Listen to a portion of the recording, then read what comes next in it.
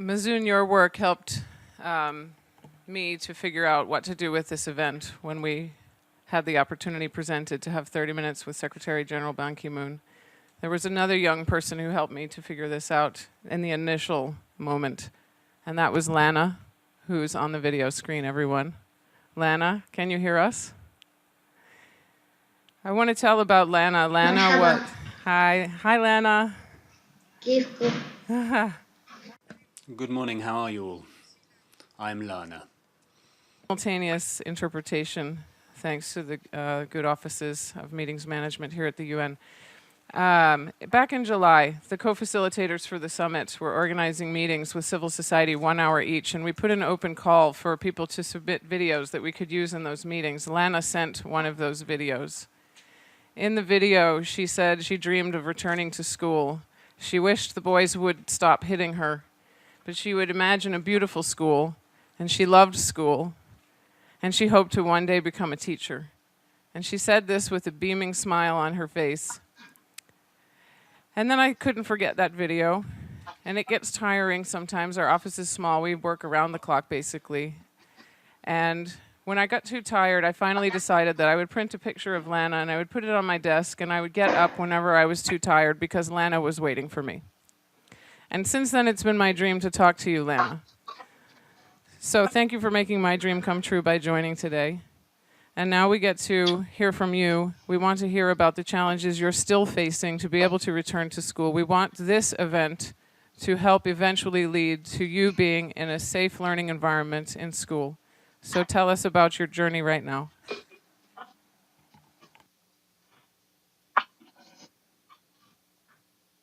Hello, this is Farah from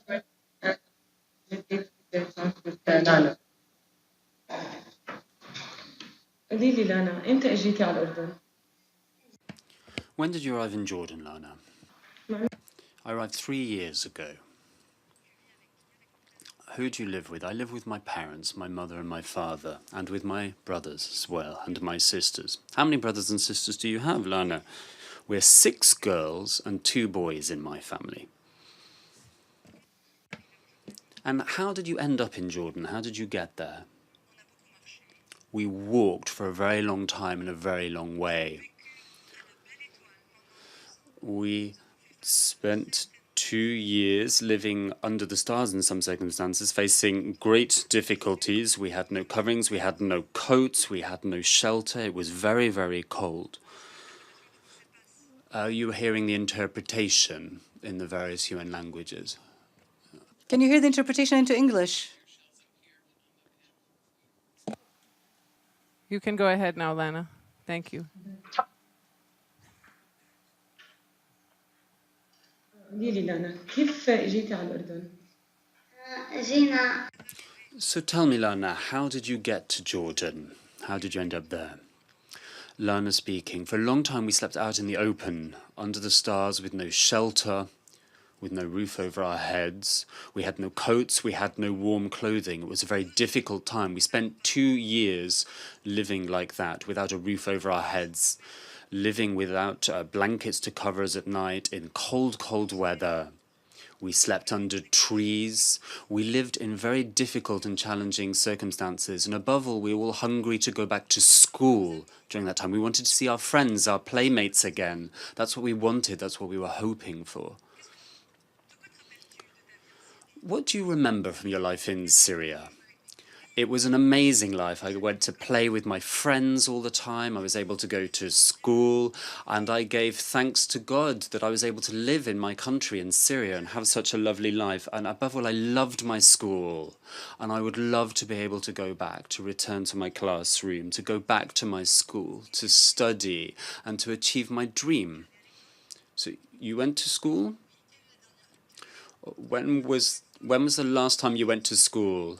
In Jordan, I've never been to school. Since getting to Jordan, I've never been to school or to a classroom, says Lana. Since we arrived, my mother has been seeking far and wide for a school for us, but every time she's knocked back and told the schools are full, that there's no places for us, for my brothers and sisters and I. There was a school where there was a possibility we could go to class, but it was a very long way away. A very long way away indeed. You would have had to go there by bus, and the bus costs money.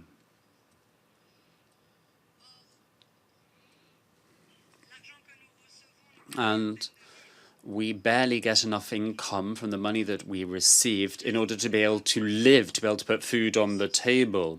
And in addition to not having the money for the bus fare, my mother was afraid of us taking the bus alone, was afraid of the threats that we could be faced with on the route. So she asked us to stay at home. This must be very hard for you. You seem to miss school terribly. Why do you miss school so much? Why do you want to go again? Because I want to achieve my dreams, says Lana. I want to be an English teacher. What's your preferred language? It is English, says Lana. I love English. And what do you think will mean that you can live your dream? It means I have to go back to school. Would you like to say anything else? No, simply thank you so very much. Thank you very much indeed for inviting me, for listening to me, and I'm so happy that you're able to hear my voice. Thank you.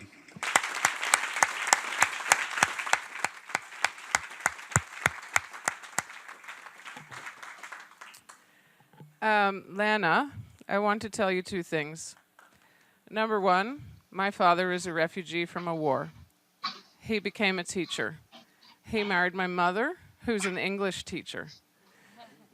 So someday I hope to meet you and you can see that my father made it out of a war to become a teacher. He went to MIT, he became an engineer, and then he taught other students to become engineers. So I know you want to learn English, and I have an announcement for you. Malala Fund has just committed to sponsor your education right now, live in this event. So they will follow up with you.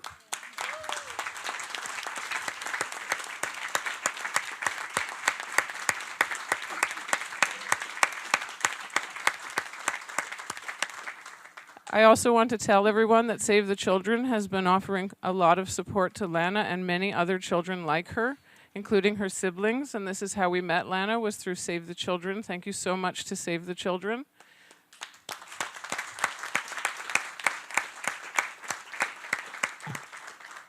And this whole panel today has been a cooperation, building it together with Save the Children and Malala Fund and CARE International and Global Citizen, and thank you to the International Olympic Committee as well, and so many. And so